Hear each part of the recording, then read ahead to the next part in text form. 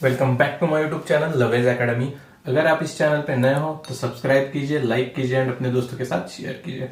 मुझे बताते हुए बहुत खुशी हो रही है कि ये हमारा 10th क्लास का लास्ट लेक्चर होने वाला है, क्योंकि हमने प्रॉब्लम ना प्रॉब्लम चैप्टर वाइज हर एक प्रैक्टिस सेट के लिए सारे के सारे प्रॉब्लम्स सॉल्व कर दिए। ये हमारा लास्ट लेक्चर होने वाला है, दैट इज प्रॉब्लम सेट 7। तो करते हैं स्टार्ट क्वेश्चन नंबर 1 से। द रेशियो ऑफ सर्कमफरेंस, पहले तो क्या करना है, question number 1, choose the correct alternative answer for each of the following question, मतलब सिंपली एमसीक्यू टाइप क्वेश्चन। तो क्वेश्चन नंबर 1 देखते हैं। क्वेश्चन नंबर 1 में दिया है the ratio of circumference and the area of circle is 2:7, find the circumference. तो देखो question अच्छे से एनालाइज करता आना चाहिए आपको। क्या दिया है, कर्व सर्कमफरेंस टू एरिया का रेशियो दिया है 2:7। तो यहां लिखता हूं सर्कमफरेंस, शॉर्ट में करेंगे सर्कमफरेंस डिवाइडेड बाय एरिया, इनका रेशियो दिया है 2:7। सर्कमफरेंस का फॉर्मूला क्या होता है, 2πr। एरिया का फॉर्मूला क्या होता है, πr² इज इक्वल टू 2/7।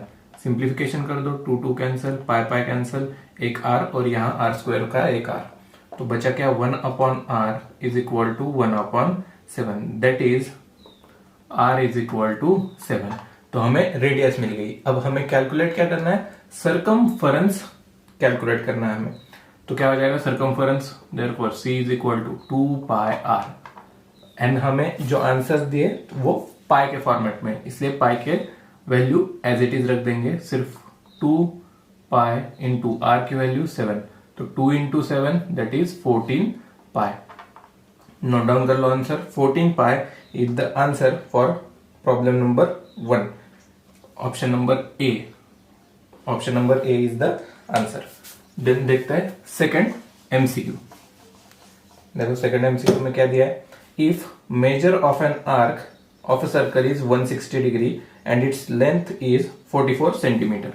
इसका मतलब क्या है, थीटा दिया है हमें, कितना दिया है 160 डिग्रीज का, and length of an arc is 44 centimetre, L is equal to 44 centimetres.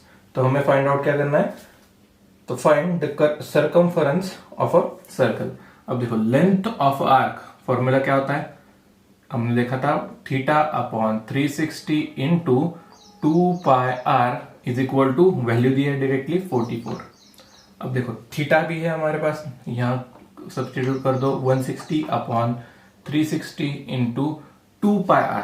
तो सर्कमफरेंस का फॉर्मूला क्या होता है 2πr, तो यहां 2πr की जगह मैं c सब्सटीट्यूट कर सकता हूं, मतलब सर्कमफरेंस इज इक्वल टू 44।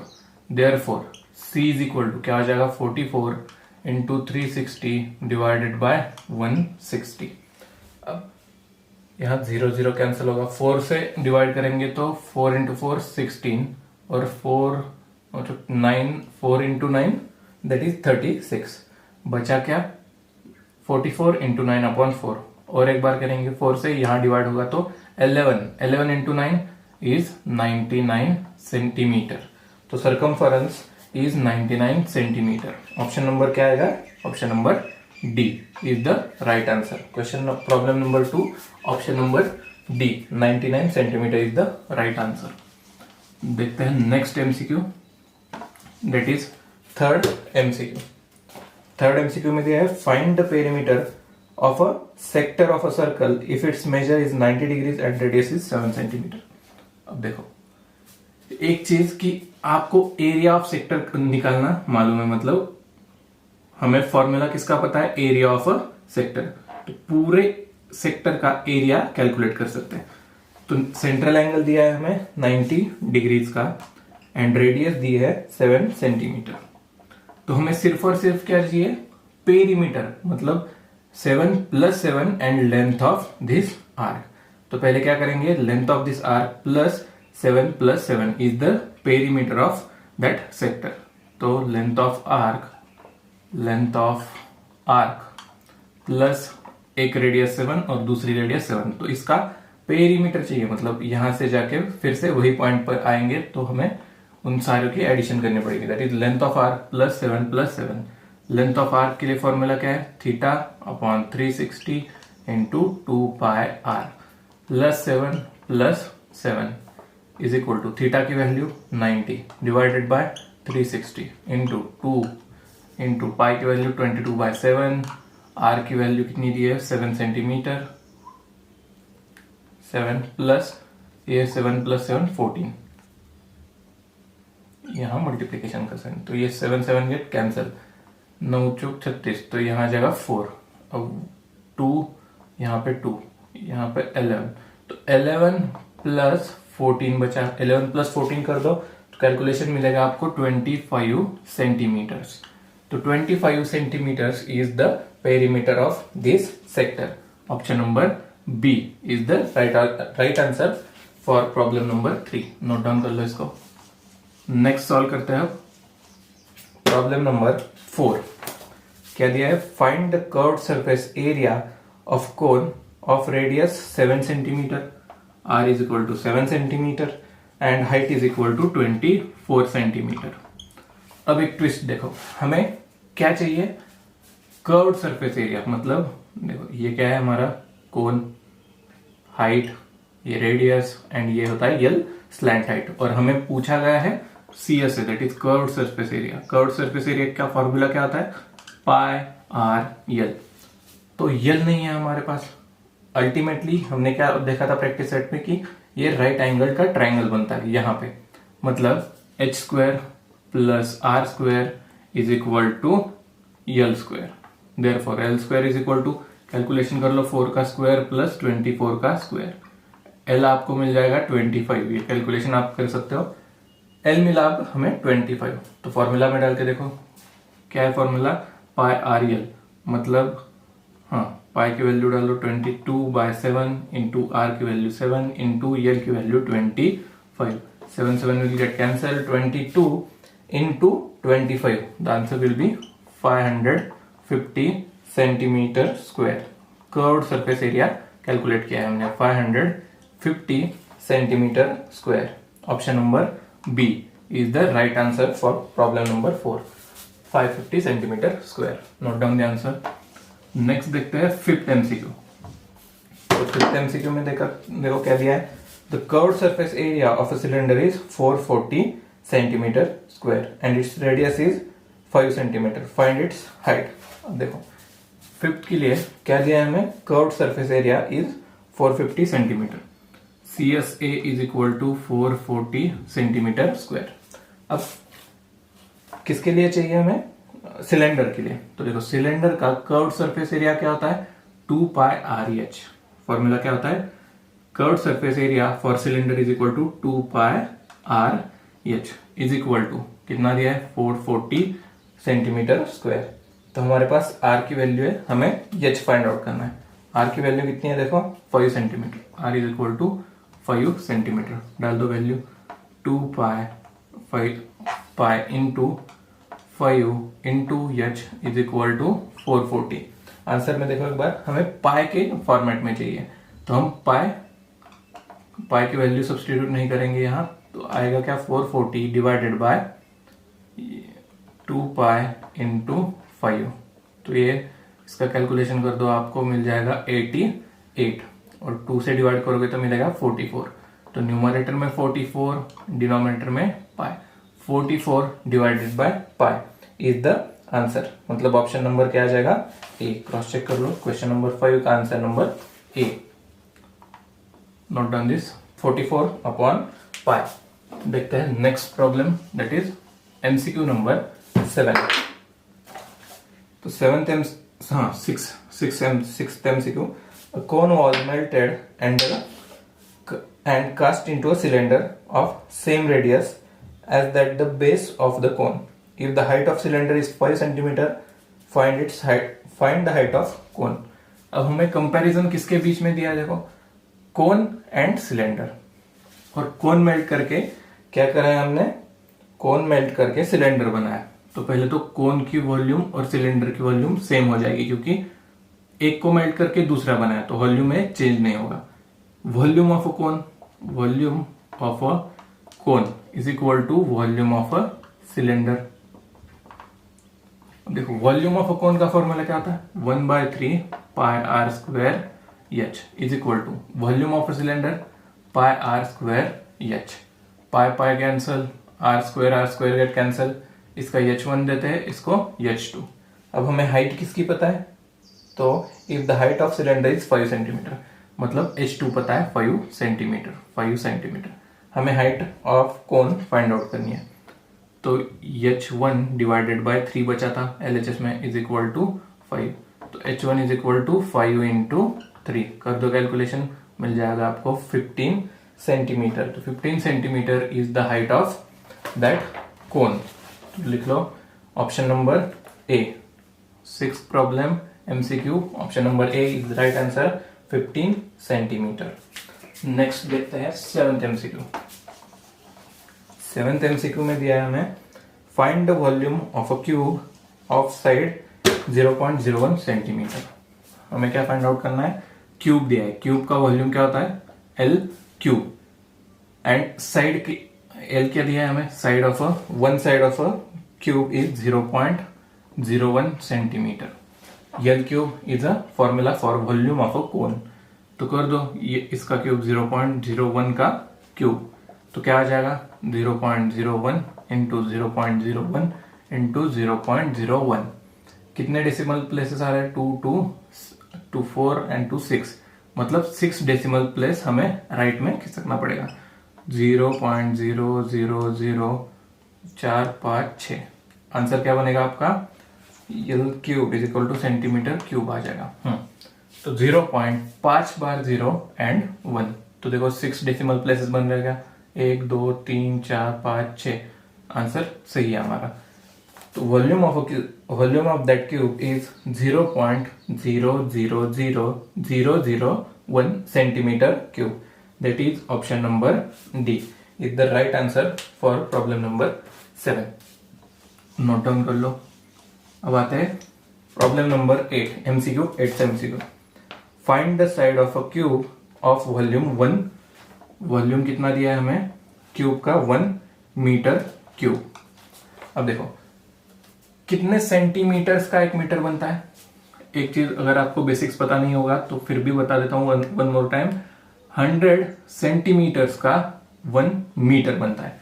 क्या बताया मैंने, 100 सेंटीमीटर का 1 मीटर बनता है। तो सिंपली L क्यूब है हमारा वॉल्यूम, L क्यूब, तो करेंगे 10 100 का क्यूब कर दो, तो आपको मिल जाएगा 0.0000, एंड इसको अगर आप मीटर में कन्वर्ट करोगे तो M क्यूब आ जाएगा, मतलब 1 मीटर क्यूब। तो यही हमारा आंसर है। क्या आ गया आंसर हमारा, 100 सेंटीमीटर। तो 8 का आंसर है C, option number C is the right answer. Note down the question answer. Solve करते हैं question number 2। A washing tub in a shape of frustum of a cone has height 21 centimeter. The radii of a circular top and bottom are 20 centimeter and 15 centimeter respectively. What is the capacity of the tub? And pi की value 22/7। अब देखो tub किसके shape में है, frustum के shape में। Frustum कैसा होता है, इस तरह का कुछ कोन का हमने स्लाइस किया तो हमें मिलता है फ्रस्टम। तो फर्स्ट फ्रस्टम के हमारे पास क्या क्या है, हाइट है एंड दोनों रेडियस गिवन है। तो पहले लिखेंगे given height is equal to height of a frustum, frustum लिख दो height h is equal to कितनी सेंटीमीटर है, 21 सेंटीमीटर।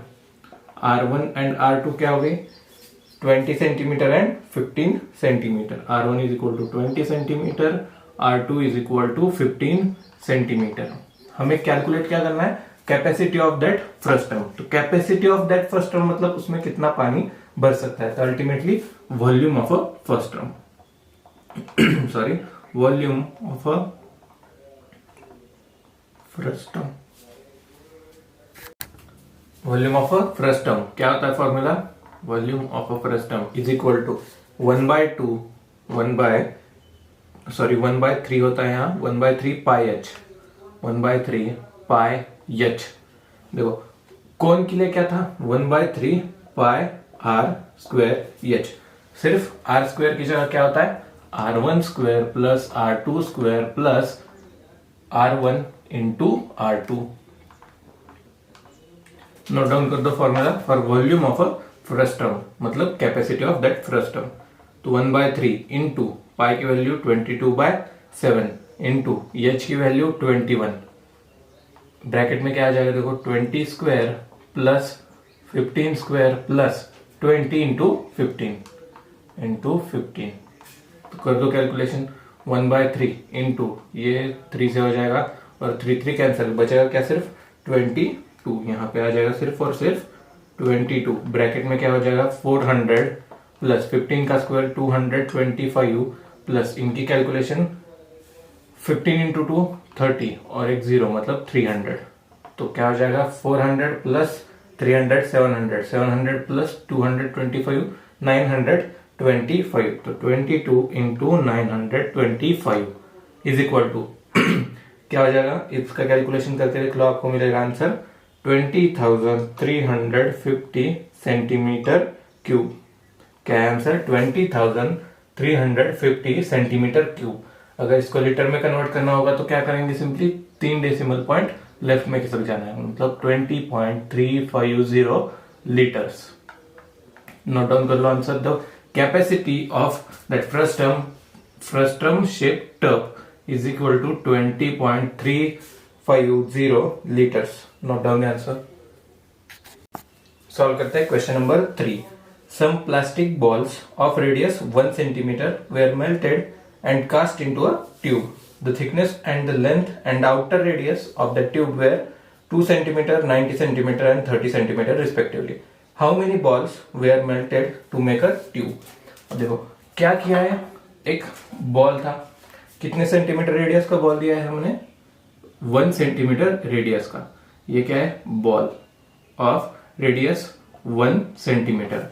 ये कितने बॉल्स हमें मेल्ट करने पड़ेंगे तो हमें ये ट्यूब बन जाएगी। तो ट्यूब के डायमेंशंस क्या दिए, एक ट्यूब है जिसकी आउटर रेडियस कितनी है 30 सेंटीमीटर्स की, लेंथ कितनी है, तो ये ट्यूब है मतलब ऑब्वियसली इसकी जो लेंथ होगी वही सिलेंडर होगा। तो सिलेंडर हम खड़ा कर देंगे तो क्या हो जाएगी, H is equal to L, that is length is 90 centimetre, outer radius is 30 centimetre and the thickness, मतलब वो ट्यूब कितनी थिक है उसकी थिकनेस दी है हमें 2 सेंटीमीटर की थिकनेस, मतलब आउटर रेडियस 30 सेंटीमीटर है पर इनर रेडियस क्या बन जाएगी 30 माइनस 2, तो क्या बनेगा 28। तो 28 is the inner radius of that tube. तो हमें क्या कैलकुलेट करना है, ऐसे कितने बॉल्स मेल्ट करने पड़ेंगे इतनी ट्यूब बनाने के लिए। इसका मतलब क्या हो जाएगा, सिंपली कर दो volume of that tube divided by volume of that one spherical ball. तो सिंपली क्या हो जाएगा, हमें कितने बॉल्स चाहिए होंगे मेल्ट करने के लिए, तो ये हम ट्यूब बना सकते हैं, ये इस फॉर्मूले से कैलकुलेट हो सकता है। अब देखो, जब वॉल्यूम ऑफ अ ट्यूब किस शेप की होती है, cylindrical. Volume of a cylinder क्या होता है, volume of a cylinder is pi are square H.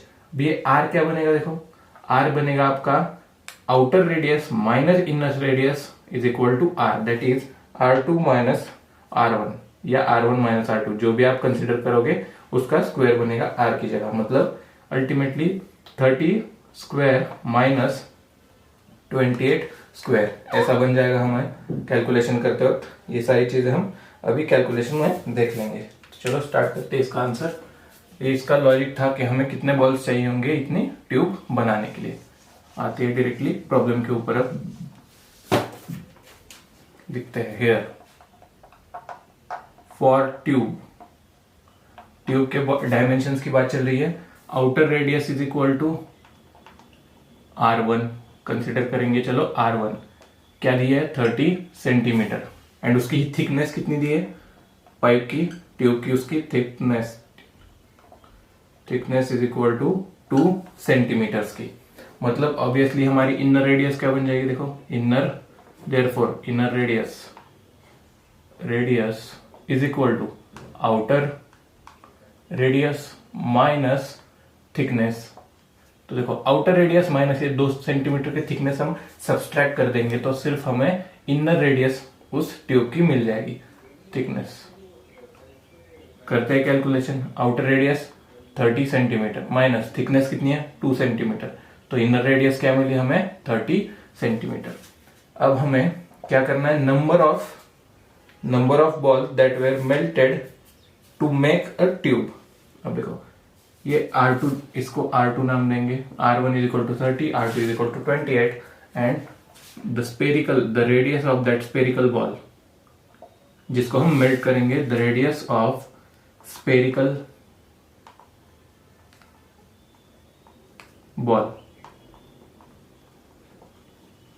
Is equal to कितनी है 1 सेंटीमीटर की उसकी रेडियस है।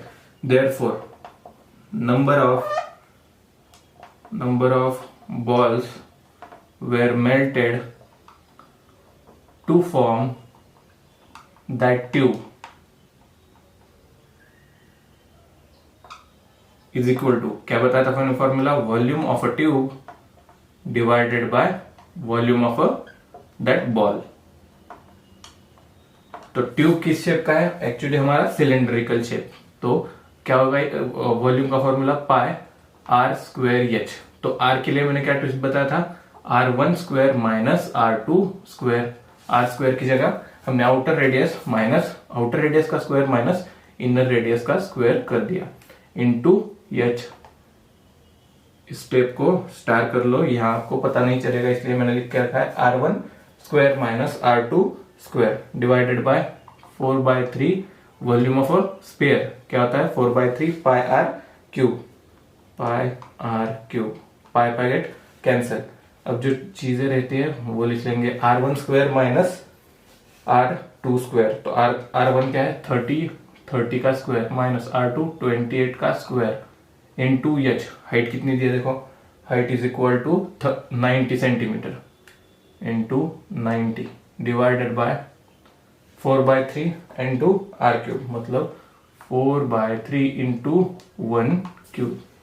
कर दो कैलकुलेशन, 30 का स्क्वायर 900 माइनस 28 का square 784 into the term that is 90 into 3, जो 4/3 था वो मैंने ऊपर ले लिया, 3 डिनोमिनेटर में जिसके था, 4 के डिनोमिनेटर में 3 था वो ऊपर आ जाएगा, तो 4 इंटू 1 क्यूब क्या रहेगा 1, तो डिनोमिनेटर में सिर्फ बचेगा 4 इज इक्वल टू 900 माइनस 784, कर दो कैलकुलेशन बनेगा 116 into 9 into 3 divided by 4।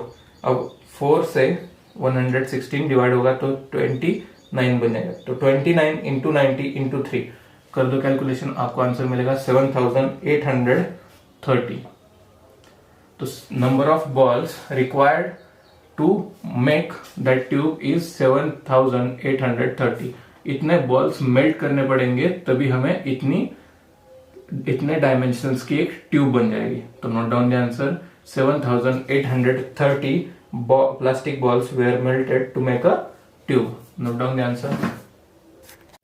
Question number 4, a metal parallelepiped, देखो पैरेललोपिपेड भी बोलते हैं पैरेललोपाइप्ड बोलते हैं, तो आपको जो समझ में आए समझ ले लो। The metal parallelopiped or parallelopipe of a measure 16 centimeter, 11 centimeter, 10 centimeter were melted to make a coin. How many coins were melted if the thickness and the diameter of each coin is 2 mm and 2 centimeter respectively? अब देखो क्या दिया है हमें, पैरेललोपिपेड। पैरेललोपिपेड मतलब simply cuboid, पैरेललोपिपेड मतलब क्या होता है क्यूबॉइड। तो हमें क्या चाहिए कि कितने कॉइन्स मेल्ट करने पड़ेंगे हमें, तो देखो कॉइन का शेप कुछ इस तरह का होता है, हमें कितने कॉइन्स मेल्ट करने पड़ेंगे एक पैरेललोपाइप्ड बनाने के लिए। हमारे पास इसकी मेजरमेंट है, इसकी भी मेजर डायमेंशंस है, तो हम कैसे करेंगे, number of coins required to make this parallelopiped is equal to volume of this parallelopiped divided by volume of this coin. तो पैरेललोपिपेड किस शेप का बनता है क्यूबॉइड, तो वॉल्यूम ऑफ क्यूबॉइड यूज करेंगे divided by shape of a coin, क्या होता है cylinder, volume of a cuboid divided by volume of a cylinder. ये फॉर्मूला हमें यहाँ यूज करना पड़ेगा। तो नोट डाउन कर लो इसका लॉजिक। आते हैं हमारे आंसर के ऊपर। आंसर में लिखेंगे गिवन। पहले तो पैरेललोपाइप्ड के लिए डायमेंशंस क्या दिए देखो, L लेंथ कितनी है उसकी, लेंथ दी है हमें 16 सेंटीमीटर। जो देखो 16 इंटू 11 इंटू क्या दिया है, 16 इंटू 11 इंटू 10, इसको कैसे लेंगे हम, यल बी एच, ऐसे हमें सीरियली लेना पड़ेगा इसको। तो यल इज इक्वल टू 16 क्या दिया है, centimetre metre centimetre. Then B is equal to breadth is equal to 11 centimetre and height is equal to H is equal to 10 centimetres. ये बनेंगे हमारे dimensions for parallelepiped. Then coin के ऊपर आते हैं फॉर कॉइन। कॉइन के measurements देखो क्या क्या दिया है, डायमीटर एंड उसकी थिकनेस, ये बनता है हमारा कॉइन। जो उसकी थिकनेस बनेगी वो यहाँ किस टर्म के लिए यूज होगी, हाइट के लिए। जितनी हाइट होगी वही उसकी थिकनेस बोलेंगे हम। For coin height is equal to, एक मिनट, हाँ, coin height is equal to दिया है थिकनेस एंड डायमीटर। थिकनेस दी है हमें 2 mm एंड डायमीटर दिया है 2 सेंटीमीटर्स का। इसका मुताबिक हम क्या कर सकते हैं, तो radius is equal to diameter 2 centimetre, तो रेडियस क्या बन जाएगी 1 सेंटीमीटर की। Radius r is equal to 1 centimetre. Then height is equal to, मतलब जो थिकनेस है वो कितनी दी है हमें 2 mm, h is equal to 2 mm। तो mm को हमें सेंटीमीटर में कन्वर्ट करना पड़ेगा, तो क्या करेंगे यहाँ डिवाइडेड बाय 10 कर दो, मतलब 0.2 सेंटीमीटर। ये बनेगा calculation for height of a coin. ये सारे डायमेंशन रहे हमारे। अब number of coins that were required और made, number of coins that were made, number of coins that were made is equal to, क्या बताया था formula, volume of parallelepiped divided by volume of a coin. Short में लिखता हूं, is equal to क्या होगा, volume of अ पैरेललोपाइड, मतलब cuboid का वॉल्यूम। क्या था formula, L into B into H. Note down कर दो यहाँ, L B H divided by volume of a coin. Coin मतलब सिलेंडर, सिलेंडर का volume pi r square H, R square H, और यहाँ दे दो H1 क्योंकि H एंड यहाँ H डबल हो रहा है तो H1। करेंगे calculation, L into B into H, that is 16 into 11 into 10 divided by pi की value 322/7 into R square H, R कितना है 1, मतलब 1 स्क्वायर इंटू एच की वैल्यू 0.2 सेंटीमीटर। कर दो कैलकुलेशन आगे, 7 क्या होगा, ऊपर चला जाएगा, मतलब इंटू 7 यहां आ जाएगा। तो इसका कैलकुलेशन कर दो, आपको आंसर, फाइनल आंसर जो मिलेगा वो मिलेगा 2800 कॉइन्स। मतलब उस पैरेललोपिपेड को हम मेल्ट करेंगे तो कितने कॉइन्स बनेंगे, 2800 कॉइन्स। नोट डाउन कर लो आंसर, इसका कैलकुलेशन आप होमवर्क में क्रॉस चेक कर सकते हो। सॉल्व करते हैं question number 5। The diameter and length of a roller is 120 centimetre and 84 centimetre respectively. देखो पहले क्वेश्चन पढ़ता हूं, चलो। To level the ground 200 rotations of roller are required. Find the expenditure to level the ground at the rate of 10 rupees per square metre. इसका मतलब क्या है, road roller है, उसके आगे जो रोलर होता है उसके डायमेंशन हमें दिए, कितने दिए, 1 सेंटीमीटर का डायमीटर, मतलब 60 सेंटीमीटर की उसकी रेडियस, एंड हाइट, लेंथ मतलब उसकी height, that is 84 centimetre. H is equal to 84 centimetre, R is equal to 60 centimetre. ये हमें डायमेंशंस पता है, किसके, रोलर के डायमेंशंस। अब हमें क्या चाहिए, जो रोड था खस्ता हालत में उस पर हम रोलर चला रहे हैं। जैसे जैसे रोलर चलेगा वैसे वैसे रोड पक्का बनता जाएगा। तो रोड पक्का बनाने के लिए 200 रोटेशंस हमें चाहिए होंगे। कितना दिया है, 200 रोटेशंस आर रिक्वायर्ड। तो हमें 200 रोटेशंस में कितना स्क्वायर मीटर कवर्ड हो रहा है वो कैलकुलेट करना पड़ेगा। एंड 1 स्क्वायर मीटर के लिए कितना भाव दे रहे हैं वो, 10 रुपीज का 1 स्क्वायर मीटर। मतलब रोलर जब चलेगा सिर्फ उसका क्या यूज होगा, जो कर्व्ड सरफेस एरिया है, मतलब कर्व्ड सरफेस यूज होगा। जैसे जैसे चलेगा वैसे वैसे कर्व्ड सरफेस यूज होगा। तो हमें सिंपली क्या कैलकुलेट करना है, पहले तो कर्व्ड सरफेस एरिया कैलकुलेट करो। कर्व्ड सरफेस एरिया आने के बाद वो क्या हो जाएगा, एक रोटेशन में कितना कर्व्ड सरफेस वो रोल करता है वो पता चल जाएगा। उसके हिसाब से इंटू 200 करेंगे, जो स्क्वायर मीटर आ जाएगा, मीटर स्क्वायर बनेगा, उसको इंटू 10 कर देंगे तो हमें टोटल एक्सपेंडिचर कैलकुलेट हो जाएगा। तो देखो करते हैं, अगर यहां समझ में नहीं आया तो समझ में आ जाएगा। पहले तो डायमेंशन, हियर रोलर किस शेप का होता है, cylinder. Roller is of shape, is a cylindrical, directly cylindrical, simple भाषा में रोलर इज सिलेंड्रिकल। उसकी रेडियस कितनी है, हाइट पहले तो डायमीटर दिया है, that is 120 centimetre. Diameter is equal to 120 centimetre का, तो रेडियस क्या बनेगी, डायमीटर की half. Radius is equal to 120 divided by 2, that is 60 centimetre. Then length मतलब सिलेंडर की हाइट बन जाएगी। तो हाइट इज इक्वल टू कितनी दी है, height is equal to 84 centimetre. Height h is equal to 84 centimetres. अब हमें क्या चाहिए, curved surface area of that cylinder, मतलब रोलर का। रोलर इज इक्वल टू क्या होता है, सिलेंडर का curved surface area 2 pi R H is equal to 2 into pi की वैल्यू 22/7 इंटू आर की वैल्यू देखो 60 इंटू एच कितना 84। तो यहाँ क्या कैंसिल हो सकता है, 7 से 84 डिवाइड हो जाएगा, दैट इज 12। तो 12 इंटू 2 इंटू 28 इंटू 60 ये कर दो, आपको कैलकुलेशन मिलेगा 31,680 सेंटीमीटर स्क्वायर। क्या मिला आपको आंसर, 31,680 सेंटीमीटर स्क्वायर है। हमें रेट तो किसमें दिया है, मीटर में, स्क्वायर मीटर, मीटर स्क्वायर में। तो इसका मीटर में कन्वर्जन करना होगा, तो हम क्या करेंगे, सिंपली 3 डिजिट्स यहां लाएंगे। तो देखो डिवाइडेड बाय सेंटीमीटर स्क्वायर है, हम इसका मीटर स्क्वायर कन्वर्ट करेंगे। तो सिंपली अब 1 मीटर इज इक्वल टू कितना होता है, 100 सेंटीमीटर। ध्यान से देखिएगा कन्वर्जन कैसे करना है। 1 metre is equal to 100 centimetre, पर हमें स्क्वायर में दिया है। 1 metre square is equal to, इसका भी स्क्वायर कर दो, क्या हो जाएगा 10,000 centimetre. 1 metre square is equal to 10,000 centimetre square. तो इसको मीटर स्क्वायर में कन्वर्ट करने के लिए डिवाइडेड बाय 10,000 कर लो, 0 0 कैंसल, यहाँ डेसिमल पॉइंट लगेगा, यहाँ नीचे लिखेंगे हम 3.168 मीटर स्क्वायर।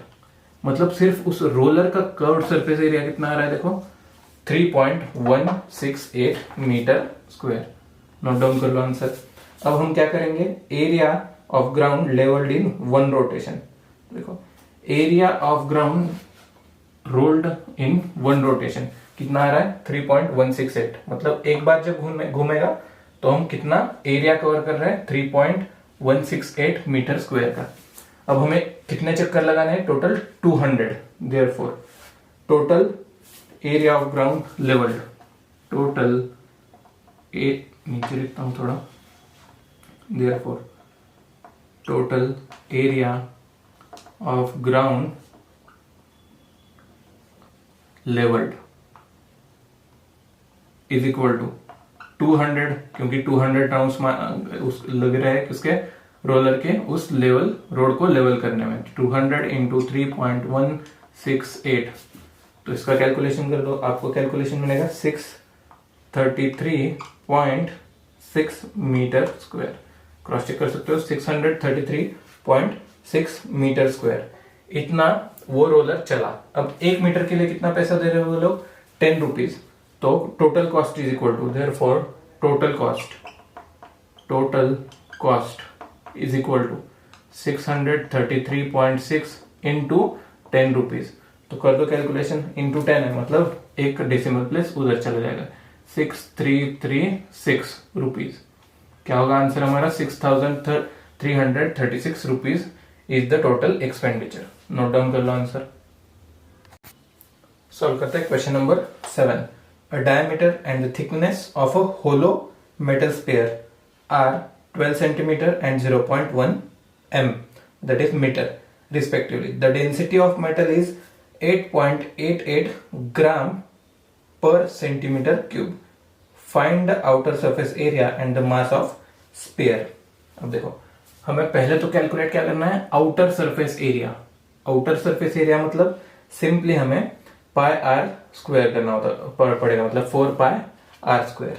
तो उस आर स्क्वायर में सिंपली आउटर सरफेस के लिए मतलब आउटर रेडियस चाहिए, तो रेडियस क्या बन जाएगी 6 सेंटीमीटर. तो फर्स्ट वाला इजी है, that is outer surface area is equal to 4 pi are square and this R is equal to 6 centimetre.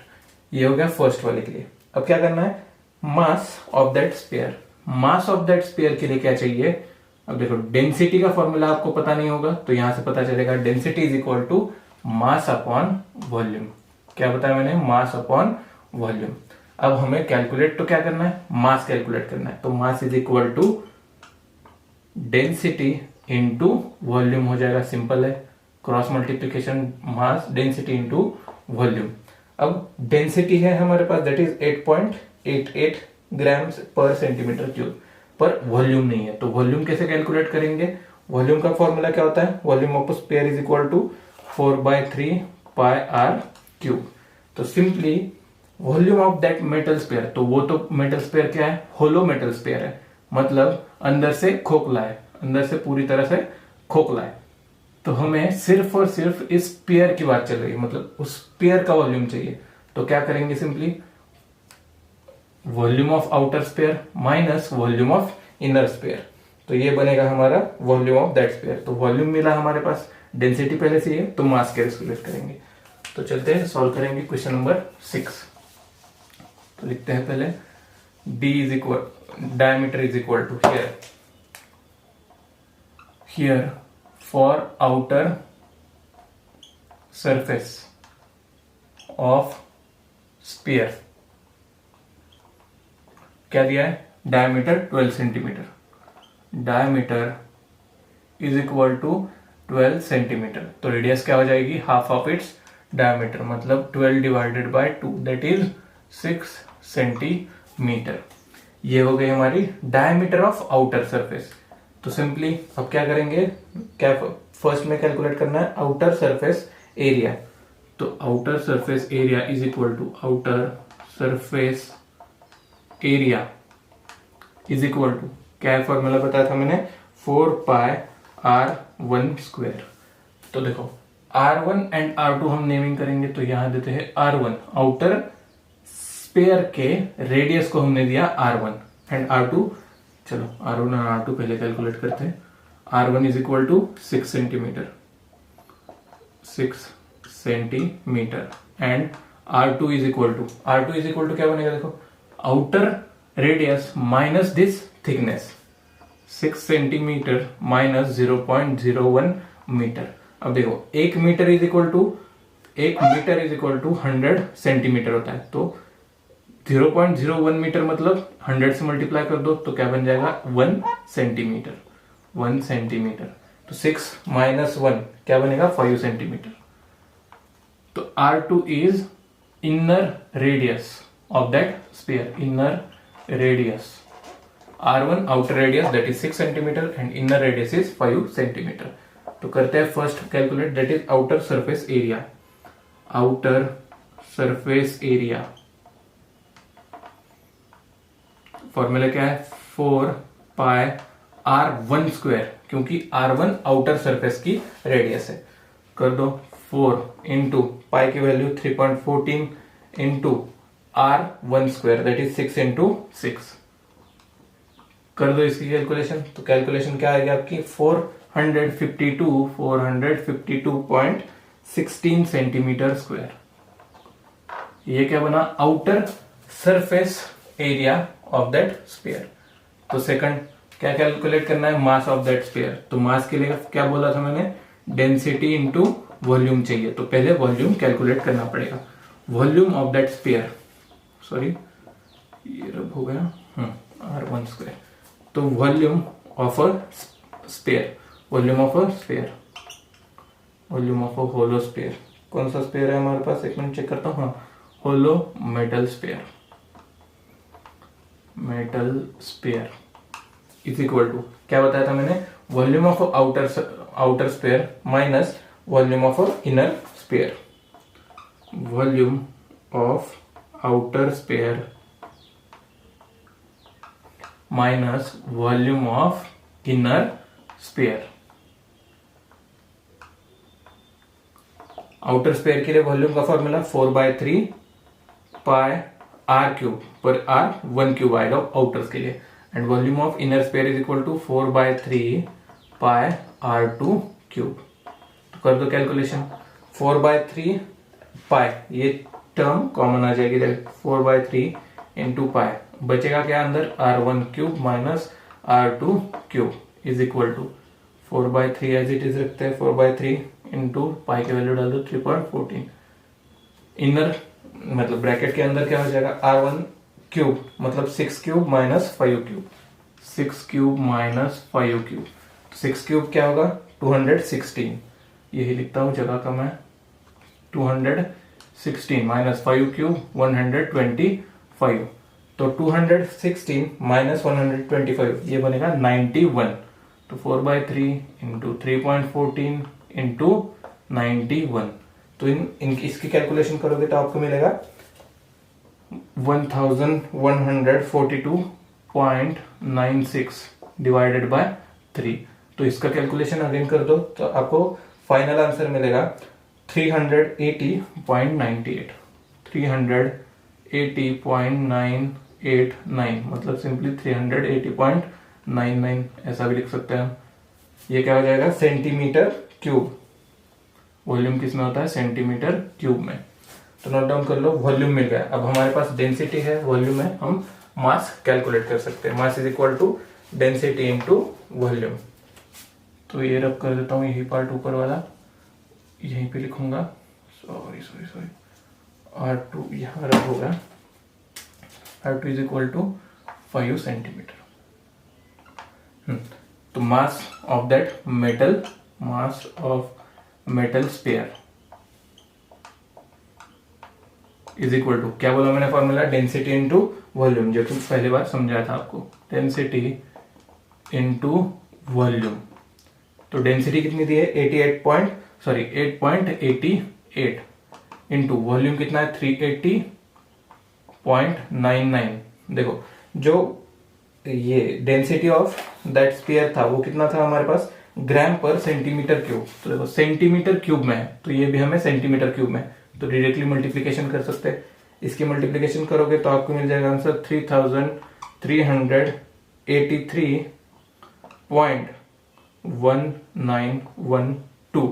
एक किस में आ जाएगा, ग्राम्स में, क्योंकि हमने डेंसिटी किस में देखी है, ग्राम्स पर सेंटीमीटर क्यूब, तो आंसर में भी किस में मिलेगा, ग्राम्स में। अगर इसको अब केजी में कन्वर्ट करना पड़ेगा तो देखो 1 kg इज इक्वल टू क्या होता है, 1000 ग्राम्स, मतलब हम 3 डेसिमल पॉइंट्स यहां खिसक जाएंगे, तो 3.383 kgs। Note down the answer, the mass of, क्या बताया मैंने, mass of that metal sphere is equal to 3.38 kgs। Solve करते हैं question number 7। A cylindrical bucket of diameter 28 centimeter and height 20 centimeter was full of sand. When the sand in the bucket was poured on the ground, the sand got converted into the shape of cone. If the height of cone is 14 centimeter, what was the base area of that cone? इसका मतलब देख लो एक बार, हमारे पास पहले से ही क्या है, एक सिलेंड्रिकल बकेट है, वो क्या है, फुल ऑफ सैंड, मतलब खचाखच पूरी तरह मिट्टी से भरी हुई है। उसको हमने पुअर कर दिया, मतलब उड़ेल दिया, किस पे, ग्राउंड पे। जब हमने उस मिट्टी को ग्राउंड पे रखा, मतलब उड़ेल दिया, वो किस शेप का बन रहा था, कोनिकल शेप का। तो ये रहा कोन। अब हमारे पास इसकी हाइट है, रेडियस भी है, तो जब वो कोनिकल शेप में आ रही है ग्राउंड पे पुअर करने के बाद, तो हमारे पास इसकी कोन की भी हाइट है, तो हमें क्या कैलकुलेट करना है, अच्छे से पढ़ो, base area of that cone. Base area, तो कोन का बेस क्या होता है, पाई आर स्क्वायर, क्योंकि कोन का बेस बनता है सर्कल, और सर्कल का एरिया होता है पाई आर स्क्वायर। तो हमें क्या चाहिए, base area of that cone. तो करेंगे सॉल्व।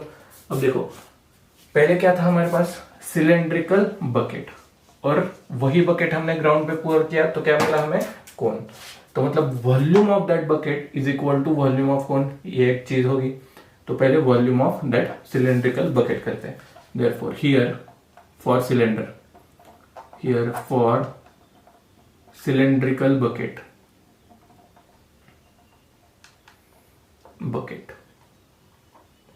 डायमीटर कितनी दी है देखो, 28 centimetre. Diameter is equal to 28 centimetre, मतलब रेडियस क्या बनेगी, half of its diameter, that is 14 centimetre. Therefore radius is equal to 28 divided by 2, that is 14 centimetre. Radius मिल गई, हमारे पास लेंथ भी है उस बकेट की, that sorry height, that is 20 centimetre, and h is equal to 20 centimetre, ये चीज ऑफ 20 सेंटीमीटर।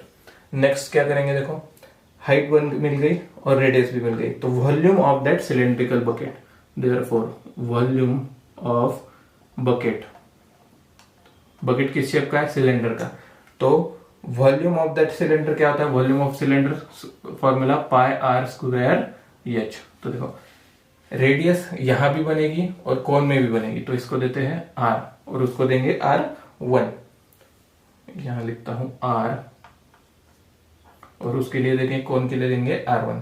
तो जरूरत भी नहीं है क्योंकि पाई आर स्क्वायर उसके फॉर्मूला में आता है, आपको आगे पता चल जाएगा, पाई आर स्क्वायर एच।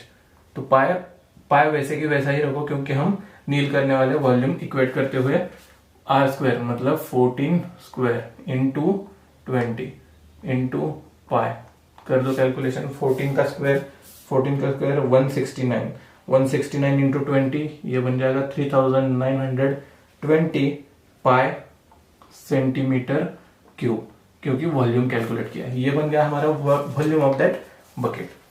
जो कंडीशन दी है उसके हिसाब से हम क्या बना सकते हैं, volume of bucket is equal to volume of cone, therefore volume of bucket is equal to volume of cone. यहां पता चलेगा आपको वॉल्यूम ऑफ बकेट क्या है, 3920 pi is equal to volume of cone. वॉल्यूम ऑफ कोन का फॉर्मूला क्या होता है, 1/3 पाई आर स्क्वायर एच, तो इसको देंगे R1। अब देखो पाई यहां कैंसिल होगा, बचा क्या, सिर्फ हाइट भी हमारे पास क्या है, देयरफॉर यहां लिखना भूल गया मैं, and cone height h is equal to, cone की हाइट कितनी है 14 सेंटीमीटर, तो लिख दो 14 सेंटीमीटर।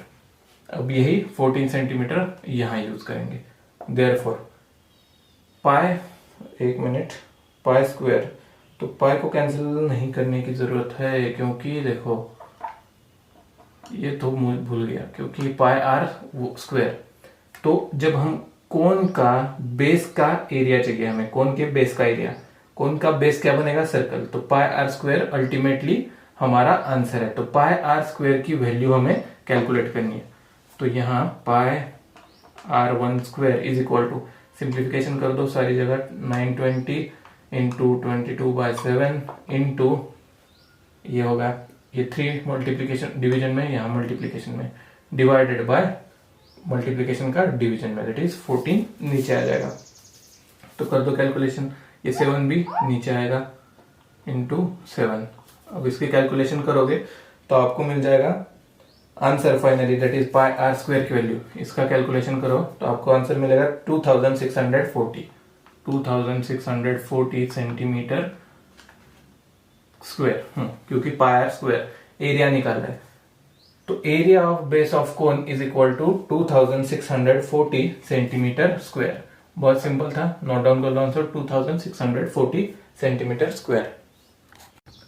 सॉल्व करते हैं question number 8। The radius of metallic sphere is equal to 9 centimetre. It was melted to make a wire of diameter 4 millimeter, that is 4 millimeter. Find the length of wire. अब देखो दिया क्या है हमें, एक metallic spear था, तो spear को मेल्ट करके हमने वायर बना दी। जहां जहां ऐसे दो शेप्स के फॉर्मूला मतलब प्रॉब्लम्स होंगे, वहां एक तो इक्वेट करना रहता है, नहीं तो volume of this divided by volume of that, ये करके हमें सॉल्व करना पड़ता है। तो यहाँ क्या किया है, स्पेयर मेल्ट करके हमने वायर बना दी। तो हमारे पास स्पेयर का डायमेंशन दैट इज आर है यहाँ, और वायर का मतलब वायर किस शेप की होती है, सिलेंड्रिकल शेप, और उसका डायमीटर दिया है हमें 4 mm। तो रेडियस क्या बनेगी, half of diameter that is 2 mm की रेडियस। अब 2 mm मतलब 2/10, जो कि हमने प्रीवियस प्रॉब्लम्स में देखा था। mm को सेंटीमीटर में कन्वर्ट करते हुए क्या करना है, 2/10 दैट इज 0.02 सेंटीमीटर, क्योंकि 1 metre is equal to 100 centimetre होता है। इसका मतलब क्या है, 2 मिलीमीटर है, मिलीमीटर ऑब्वियसली 0.02 सेंटीमीटर बनेगा आपका, सॉरी 0.2, सिर्फ और सिर्फ 2, क्योंकि 10 क्या है तो 0.2 centimetre is the radius of that wire. अब हमें क्या करना है, लेंथ फाइंड आउट करनी है, मतलब अल्टीमेटली हाइट, सिलेंडर की हाइट फाइंड आउट करनी है। तो करते हैं सॉल्व प्रॉब्लम। क्या करेंगे, पहले तो डायमेंशंस लिखते हैं सारे चीजों की। हियर फॉर स्पेयर, स्पेयर के लिए क्या दिया है उन्होंने, radius, radius r is equal to क्या है, रेडियस 9 सेंटीमीटर, 9 सेंटीमीटर की रेडियस। एंड अब देखते हैं फॉर वायर के लिए, for wire is equal to, wire किस शेप का है, सिलिंड्रिकल शेप का, सिलिंड्रिकल शेप। सो उसकी डायमीटर दिया है हमें 4 mm, diameter is equal to 4 mm, therefore radius is equal to क्या हो जाएगी, radius is equal to 2 mm, और 2 mm मतलब 0.2 सेंटीमीटर, 0.2 सेंटीमीटर। नोट डाउन कर लो। नेक्स्ट स्टेप, अब हमारे पास रेडियस है और हमें क्या करनी है, लेंथ फाइंड आउट करनी है। तो l is equal to obviously height बनेगी सिलेंडर की, question mark. Therefore by given condition क्या लिख सकते हैं हम, volume of sphere is equal to volume of that wire, क्योंकि हमने स्फीयर को मेल्ट करके ही वायर बनाएंगे। तो वॉल्यूम ऑफ स्फीयर का फॉर्मूला क्या होता है, volume of sphere is equal to 4/3 pi r cube, 4/3 pi r cube is equal to volume of wire मतलब cylinder, volume of cylinder pi r1 square h, क्योंकि यहाँ radius that is r1 दूंगा इसको नाम, तो पाई r स्क्वायर, पाई r1 square h, पाई पाई get cancel, बचा क्या, ये वैल्यूज, तो वैल्यूज पुट डाउन कर दो, 4/3 into r cube that is 9 cube is equal to r1 square that will be 0.2 square into h, therefore h is equal to, simplification कर दो, 4/3 into 9 into 9 into 9 divided by 0.2, यहाँ जाएगा that is square उसका 0.2 into 0.2। तो इस सारे का calculation कर लो, 0. यहाँ 3 से डिवाइड होगा, तो आप डिनोमिनेटर सेपरेटली मल्टीप्लाई करो और न्यूमरेटर भी सेपरेटली मल्टीप्लाई करो, तो आपको आंसर मिल जाएगा 24,300 सेंटीमीटर। तो आंसर किसमें आया हमारा, सेंटीमीटर। तो हम अगर मीटर में कन्वर्ट करना पड़ेगा तो क्या करेंगे, 3 डेसिमल पॉइंट्स यहां किसका देंगे, तो क्या आ जाएगा, सिंपली 243 मीटर्स, 243 मीटर, सॉरी 2 नहीं, 3 डेसिमल पॉइंट नहीं, 2 डेसिमल पॉइंट, क्योंकि 1 मीटर इज इक्वल टू क्या होता है, 100 centimetre, 1 metre is equal to 100 centimetre. तो 2 डेसिमल पॉइंट्स यहाँ खिसक लोगे तो क्या हो जाएगा, 243 मीटर्स का वायर हम बना सकते हैं उस स्पेयर से। तो नोट डाउन कर लो answer, 243 metre, length of wire is equal to 243 metre. Note down the answer. Solve करते हैं question number 9। The area of a sector of a circle of 6 centimeter radius is 15 pi square centimeter. Find the measure of arc and length of arc corresponding to that sector. मतलब हमें circle का एक sector दिया है, उसका area पता है that is 15 पाई, उसकी रेडियस भी पता है दैट इज कितनी दी है रेडियस, 6 सेंटीमीटर, तो 6 सेंटीमीटर।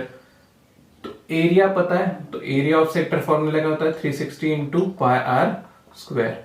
अब थीटा कैलकुलेट करना है, मतलब measure of that, measure of arc, ये फाइंड आउट करेंगे थीटा पहले तो थीटा से, क्योंकि इज इक्वल टू 15 पाई लिख सकते हैं, area of sector is equal to 15 pi.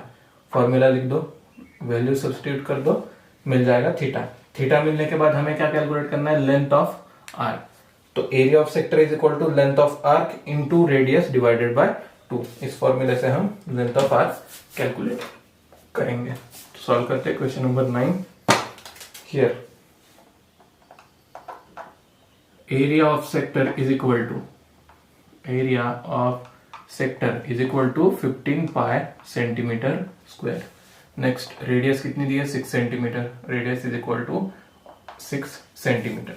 Therefore formula क्या होता है, area of sector is equal to theta upon 360 into pi are square. तो हमें पहले तो थीटा कैलकुलेट करना है, then length of arc. Therefore area of sector 15 pi as it is रख दो, is equal to theta upon 360 into pi are square. तो पाई पाई will get cancel, बचेगा क्या, सिर्फ theta is equal to 360 divided by r square. R की value 6, तो 36, 6 का square 36। Theta is equal to 10, एक मिनट 15 रहेगा, तो इंटू 15, न्यूमरेटर में 15 रहेगा था, तो 10 इंटू 15 कर दो, आपको मिल जाएगा थीटा 150 डिग्रीज का। अब कैलकुलेट क्या करना बच गया हमारा, सिर्फ और सिर्फ लेंथ ऑफ आर्क। तो उसके लिए भी फॉर्मूला है, that is area of sector is equal to, क्या होता है formula, length of arc into radius divided by 2 कर दो। Length of area of sector 15 pi, length of arc that is L लिखता हूं शॉर्ट में, is equal to L into radius 6 divided by 2, यह आ जाएगा 3। Therefore L is equal to, एक minute वहां लिखता हूं जगह कम है, therefore L is equal to क्या बनेगा, 15 पाई डिवाइडेड बाय 3 डिनोमिनेटर में कर दो calculation, answer will B 5 pi. Note down the answer, 5 pi. That is the length of arc is 5 pi and the measure of arc is 150 degree. Major मतलब degrees में होगा और length तो हमारी पाई में, 5 pi is the length of arc। Solve करते हैं question number 10। In the figure seg AB is the chord of circle with center P। If PA is equal to 8 centimeter and the distance of chord AB from the center P is 4 centimeter as given in the figure। Find the area of shaded portion. तो देखो shaded portion का area find out करना है। ये रहा circle, ये उसके बीच में एक ट्रायंगल बना हुआ है, ये chord A B P M.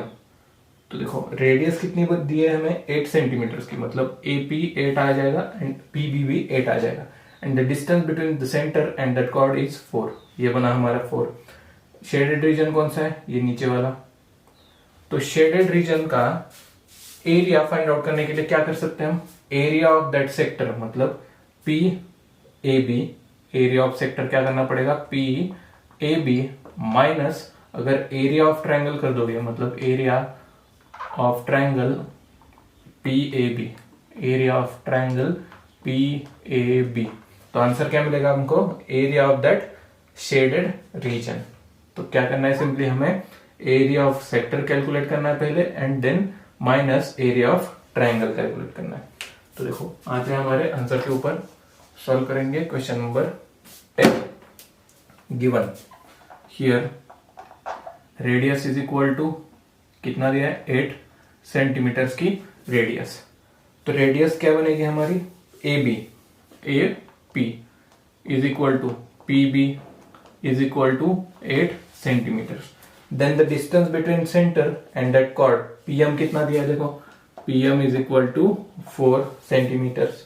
Next, अब उस ट्रायंगल में एक ट्विस्ट है, ट्रायंगल में यहाँ क्या हो जाएगा, परपेंडिकुलर बाइसेक्टर मतलब PAM इसमें पहले तो हमें ये 8 4 8 इतना पता है।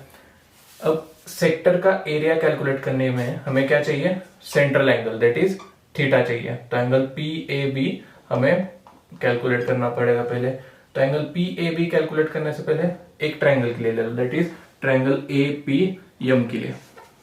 तो करते हैं यहां for triangle A P M, in triangle A P M angle A P M is equal to theta दे दो, क्योंकि वो वाला थीटा प्लस अनदर ट्रायंगल का छोटे वाले ट्रायंगल का थीटा, ये दोनों मिला के हमारा सेंट्रल एंगल बन जाएगा। तो angle A M P is equal to theta.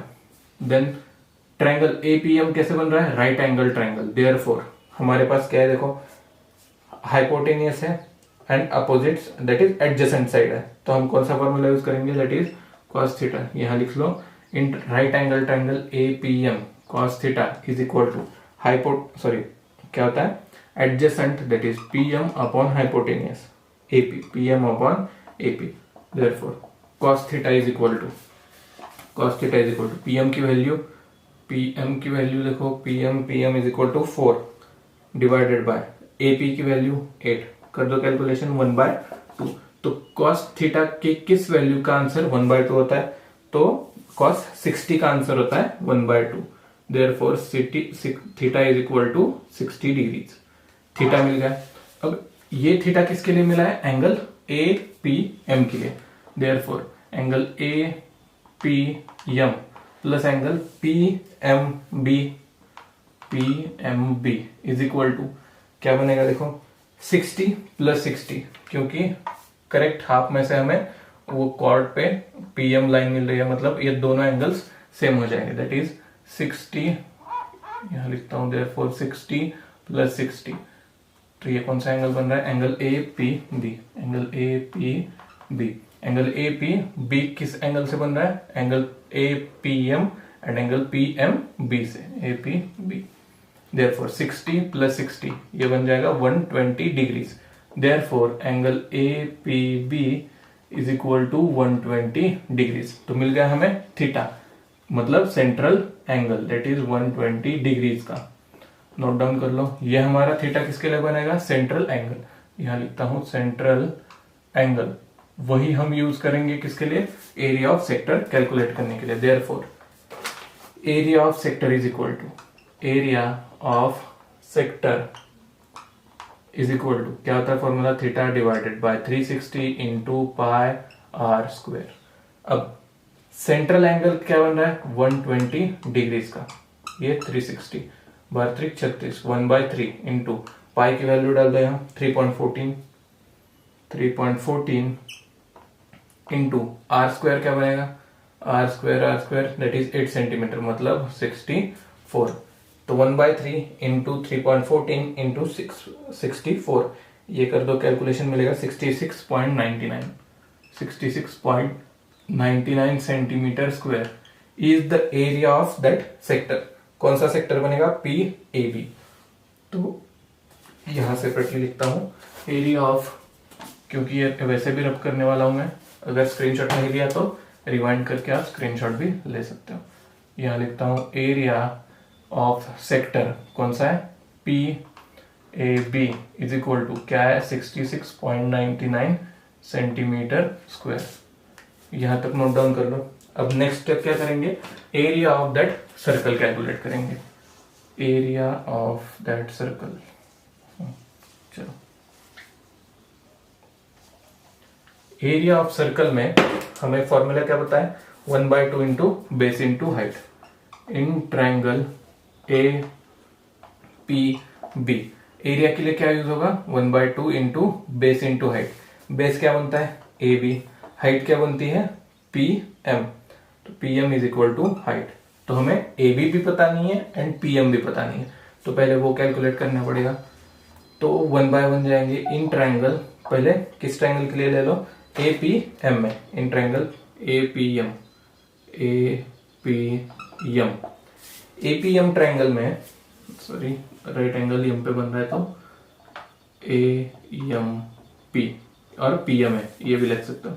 In triangle A M P क्या होगा? हमें क्या चाहिए? एक तो हाइट चाहिए, दैट इज हाइट हमारे पास है, हमें बेस चाहिए। तो ए एम पता चलेगा, देखो ये क्या है हमारा फिगर, तो अगर हम ए एम पता कर लेंगे तो एम बी उससे इक्वेट हो जाएगा, that is A M is equal to M B. तो एम बी इस थीटा का क्या है? Opposite angle. तो अपोजिट एंगल हमें फाइंड आउट करना है। एडजेसेंट साइड पहले से ही है हमारे पास, तो यहाँ tan यूज करेंगे। तो tan 60, थीटा क्या क्या था हमारे पास 60 डिग्री, जो कि पहले हमने कैलकुलेट किया था कॉस के फॉर्मूला यूज करके। तो tan theta is equal to क्या आ जाएगा, opposite upon adjacent, that is AM। Opposite side कौन सी बनेगी, AM upon adjacent side PM। Therefore tan 60 क्या होता है, tan 60 √3 is equal to AM divided by PM की वैल्यू क्या है, PM की वैल्यू बनती है हमारी 4। Therefore AM is equal to 4√3 centimetre. AM क्या बना हमारा 4√3 सेंटीमीटर। अब पॉइंट जो PM लाइन बनती है वो क्या है, perpendicular bisector, is perpendicular bisector to AB। PM is a perpendicular bisector to AB। इसका मतलब point M is a midpoint of AB। Therefore AM plus MB is equal to AB। यहाँ लिख दो A dash B dash C। AM की value 4√3 plus MB की value same हो जाएगी, that is 4√3। AM is a perpendicular bisector, यहाँ लिख दो AM is equal to MB। Therefore AB is equal to क्या होगा, कैलकुलेट कर लो। AB is equal to 8√3। तो AB मतलब बेस मिला हमारे ट्रायंगल का 8√3। Therefore area of triangle is equal to क्या हो जाएगा, 1/2 into base into height, that is base 8√3 into height PM, that is 4। कर दो कैलकुलेशन, ये 2 क्या बन जाएगा 16√3। 8 इंटू 2 16√3 सेंटीमीटर स्क्वायर। तो एरिया ऑफ ट्रायंगल यहां लिखता हूं, area of triangle is equal to 16√3 centimetre square. इस √3 को भी आप क्या कर सकते हो, 1.73 से मल्टीप्लाई कर सकते हो। तो यही कर देता हूं, चले 16 इंटू 1.73 कर दो कैलकुलेशन। 16 इंटू 1.73 मिल जाएगा आपको 27.68 सेंटीमीटर स्क्वायर। तो फाइनली हमें एरिया ऑफ ट्रायंगल मिला, कितना मिला 27.68 सेंटीमीटर स्क्वायर। अब हमारे पास एरिया ऑफ सेक्टर भी है, एरिया ऑफ ट्रायंगल भी है। तो क्या करेंगे हम, सिंपली उनका सब्सट्रैक्शन। तो करेंगे हम area of shaded region is equal to, therefore area of shaded region is equal to क्या बनता है, area of sector minus area of sector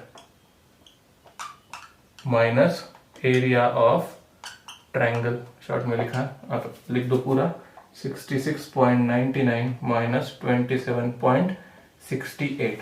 तो इसका कैलकुलेशन कर लो, आपको मिल जाएगा 39.31 centimetre square. Note down the answer, the area of shaded region is equal to 39.31 centimetre square. Solve करते हैं question number 11। In the figure square ABCD is inscribed in sector APCQ। The radius of sector CBXD is equal to 20 centimetre. Complete the following activity, find the area of shaded region. तो देखो question number 11 and 12 are the most important question, क्योंकि ये किस format में है, activities के format में। ये आए तो 4 मार्क्स के लिए आपको आ सकते हैं। तो नोट डाउन कर लो क्या क्या दिया है। Side of square ABCD is equal to radius of sector CBXD। तो देखो स्क्वायर की साइड जो बन रही है वो क्या है, radius of sector CBXD। Figure में देखो आर इक्वल हो जाएंगे, इज इक्वल टू मतलब side of square is equal to क्या हो जाएगा 20 सेंटीमीटर। तो ये बनेगा 20 सेंटीमीटर। क्या है ये, साइड ऑफ स्क्वायर। तो एरिया ऑफ स्क्वायर क्या होता है, साइड स्क्वायर मतलब 20 उसका square, 20 square that is 400 centimetre square. तो एरिया ऑफ स्क्वायर क्या मिला हमें, 400 सेंटीमीटर स्क्वायर। अब देखो एरिया, पहले तो क्या करना है हमें, area of total shaded region calculate करना है। तो area of shaded region inside the square plus area of shaded region outside the square, इनकी समेशन करनी पड़ेगी। यहाँ स्टेप बाय स्टेप दिया है हमें। Area of shaded region inside the square, inside the square के लिए क्या करना पड़ेगा, area of square ABCD minus area of sector C BXD. कर दो calculation, area of square ABCD क्या है 400, अभी कैलकुलेट किया था हमने 400 centimetre square, 400 centimetre square. Next minus area of sector का formula theta upon 360 into pi are square. तो यहाँ 400 एज इट इज, इसकी कैलकुलेशन यहाँ बना के दी है 314, तो 400 माइनस 314 कर दो कैलकुलेशन, आपको मिल जाएगा 86 सेंटीमीटर स्क्वायर। क्या होगा ये 86 सेंटीमीटर स्क्वायर। ये क्या बन गई हमारी area of shaded region inside the square. Figure में देखो area of shaded region inside the square. हमें क्या करना है, area of shaded region outside the square, वो भी निकालना पड़ेगा। इसके लिए नेक्स्ट स्टेप में क्या दिया है, radius of bigger sector is equal to length of diagonal of square ABCD. उन्होंने ही दिया दैट इज 20√2 सेंटीमीटर। अब area of shaded region outside the square is equal to, जैसे कि मैंने बोला था, area of shaded region inside the square plus area of shaded region outside the square. तो area of shaded region outside the square के लिए क्या हो जाएगा, टोटल सेक्टर का area minus area of that square. Formula दिया है minus, ये क्या हो जाएगा, area of square that is 20 square मतलब 400, अल्टीमेटली यहाँ आ जाएगा 20 स्क्वायर। तो ये लिख लिया होगा, तो मैं रब कर देता हूँ, चाहिए तो स्क्रीनशॉट ले सकते हो। यहां तक ही करता हूं, हो जाएगा। यही मैंने यहां से स्टार्ट किया, इज इक्वल टू, अब देखो ये सारी चीजें हमें पहले से ही दिया है, दैट इज 90 अपॉन 360, थीटा कितना है 90 अपॉन 360 इंटू 3.14 इंटू आर कितना है अब हमारा 20√2 square minus 20 square that will B 400। तो इसकी कैलकुलेशन कर दो, आपको इस टर्म की कैलकुलेशन मिलेगी सिर्फ माइनस से, लेफ्ट साइड में जो है उसकी 628 माइनस 400 कर दो कैलकुलेशन, मिल जाएगा आपको 228 सेंटीमीटर स्क्वायर। ये किसका बना, area of region, area of shaded region outside the square. Therefore total area of shaded region, total area of shaded region, shaded region is equal to क्या है, shaded region inside the square and shaded region outside the square. तो कर दो इनकी addition, that is क्या होगी 86 जो पहले वाली इनसाइड द स्क्वायर थी plus 228 which is area of shaded region outside the square. 86 plus 228 कर दो कैलकुलेशन, मिलेगा आपको 314 centimetre square is the final answer. That is total area of shaded region is 314 centimetre square. Note down the answer. Solve करते हैं question number 12 which is the last example of this whole entire book. मतलब हमने अभी तक सारे chapters, सारे practice set, सारे problem set एक ना एक क्वेश्चन सॉल्व किया है। तो अगर आपको चाहे तो वो बाकी वीडियोस भी देख सकते हो मेरे चैनल पे। आते हैं हमारे क्वेश्चन नंबर 12 पे। In figure two circles with centre O and P are touching internally at point A। दो सर्कल्स है, वो इंटरनली टच कर रहे हैं एट पॉइंट A पे। BQ is equal to 9, DE is equal to 5। Complete the following activity to find the radius. अब देखो क्या करना है, हमें सिंपली रेडियस फाइंड आउट करनी है। तो एक्टिविटी के अनुसार जाएंगे हम। Let the radius of bigger circle be R, that is capital R, and the smaller circle is small r। तो OA, OB, OC and OD are the radius of bigger circle. एक ही बड़े वाले circle के figure में देखो, बड़े वाले सर्कल के रेडियस है कौन से OA, OB, OC and OD। तो इनके लिए हम कैपिटल R बना सकते हैं। एंड स्मॉल सर्कल के अंदर देखो PQ is equal to PA, and उसके लिए हमने क्या लिया था, स्मॉल r। अब OQ का डिस्टेंस क्या हो जाएगा, OQ is equal to, figure में देखो OQ is equal to OB minus BQ, OB minus BQ। OB क्या है हमारा, सॉरी अलग इंक से लिखता हूं, OB क्या है, कैपिटल R, यहां हो जाएगा कैपिटल R माइनस BQ हमें क्वेश्चन में दिया, दैट इज नहीं, BQ 9 दिया है, सॉरी, यहाँ R माइनस 9 आ जाएगा। नेक्स्ट OE के लिए देखो, ओ ई इज इक्वल टू क्या हो जाएगा, ओडी माइनस डी। फिगर में देखो ओडी माइनस डी, ओडी क्या है कैपिटल आर, डी क्वेश्चन में देखो 5, R minus 5। Next, as the chords Q A and E F of a circle with centre P, मतलब छोटे सर्कल की है विथ सेंटर पी था, उसमें chord Q A and E F intersect कर रहे हैं internally in the circle. So by the property of internal division of two chords of a circle is equal to, उन्होंने दे दिया काम आसान, O Q into O A is equal to O E into O F. Values put down कर दो, O Q की value देखो R minus 9 into O A की value are as it is, O Q की value sorry O E की value R minus 5 and O F दोनों similar, that is O E is equal to O F, तो ये भी बनेगा are minus 5। Calculation कर दो, आर स्क्वायर माइनस 9r, यहाँ क्या होगा R square minus 10r minus 25, R square get cancel, ये माइनस 9r वहां चला जाएगा तो प्लस 9r, बचा क्या minus 10r plus 9r, that will be minus r, और ये यहाँ आ जाएगा तो माइनस, तो माइनस माइनस प्लस, तो ये बनेगा 25, r is equal to 25, answer is equal to, मतलब radius of bigger circle is 25। Next, A Q is equal to 2r, क्या दिया है A Q is equal to 2r, मतलब ए क्यू क्या है हमारी diameter of that smaller circle, figure में देखो डायमीटर ऑफ स्मॉलर सर्कल। अब 2r मतलब A B minus B Q, जो हमारी ए क्यू रेडियस बन रही थी, सॉरी डायमीटर बन रही थी, वो क्या है A B minus B Q. A B क्या है हमारा, देखो टोटल ए बी ये बन जाएगी 50 25 इंटू 25, क्योंकि O B is a diameter of bigger circle की रेडियस 25, डायमीटर 50, तो 50 माइनस 9, बी क्यू की वैल्यू गिवन है 9, 50 माइनस 9 दैट इज 41, तो ए क्यू बना हमारा 41, that is the diameter of smaller circle. तो रेडियस क्या बनेगा डायमीटर ऑफ हाफ, मतलब half of its diameter, 41 divided by 2, तो small R that is radius of smaller circle is equal to 20.5। Note down कर लो answer 20.5, unit नहीं है तो वैसे ही रहने दीजिए। क्या है answer, radius of two circle that is bigger circle की रेडियस 25, स्मॉलर सर्कल की radius small R is equal to 20.5। यहाँ खत्म होता है हमारा 10 का पूरा सिलेबस। और चाहिए तो आप कमेंट सेक्शन में आप मुझे मैसेज भी कर सकते हो, कौन से चैप्टर पे आपको रिवीजन चाहिए या कौन से प्रॉब्लम में आपको डिफिकल्टीज आ रही है, वो आप कमेंट्स बॉक्स में जरूर लिख दीजिएगा। तो मिलते हैं नेक्स्ट लेक्चर में, मैथ से रिलेटेड ऐसी ही चीजें मैं लाता रहूंगा। अगर कोई डिफिकल्टीज हो तो कमेंट बॉक्स में जरूर कमेंट कर दीजिएगा, मैं उस टॉपिक पे और एक बार रिवीजन लूंगा। तब तक के लिए थैंक यू। तो दोस्तों लाइक कीजिए, सब्सक्राइब कीजिए और शेयर भी कीजिए।